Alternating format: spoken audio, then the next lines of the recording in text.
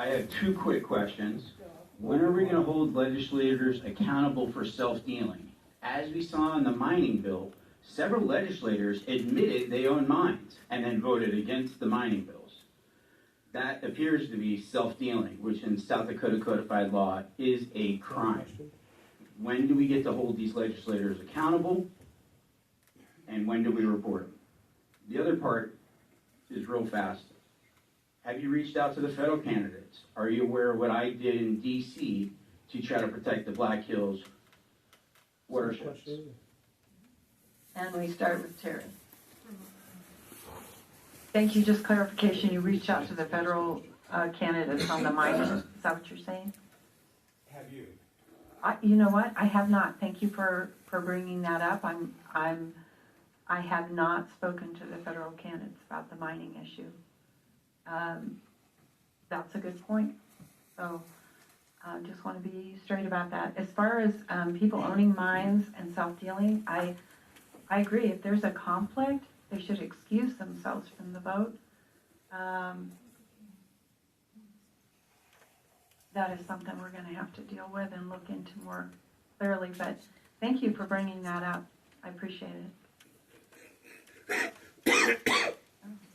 Kathy. All right, I did I only know what you've done, James.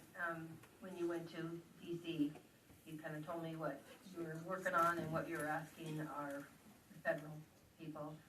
So I appreciate you sticking your neck out and going out there and trying to help.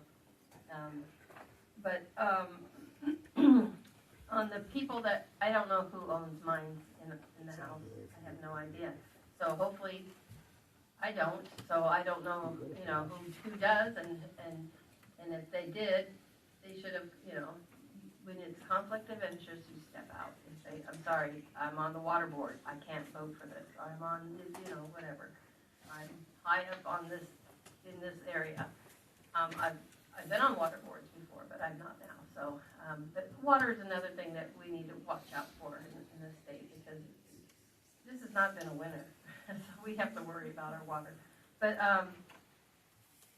those are the kind of things that I concern. If it's something that you are involved in and you know more about, it benefits you. Like my husband's a dentist. If I had brought a bill that benefits a dentist, I wouldn't vote on it because that's self-serving. So that's how I. John. Thanks for the question. Yeah, it's a tricky situation because we can't abstain from votes, unfortunately. And so, there does become a problem when someone maybe has some dealings involved in one of these things. What some people have done is they have stepped out. That happens quite a bit in the legislature. People step out and they get an E for excused. And it's an automatic no, so they are technically voting no. Maybe that's one way to deal with it, is just be no on it. As far as mining goes, again with you mentioned the mining severance. I supported it coming out of appropriations, but I said no on the floor mainly because I'm in a county where people are saying stop with the mining, in their area, and I had so many constituents writing me saying, hey. Even if you saw the merits of this we would prefer you did not vote for this because we don't want more incentive down in the Piedmont, Somerset, Blackhawk area to have more of that. So I had to listen to my constituents there.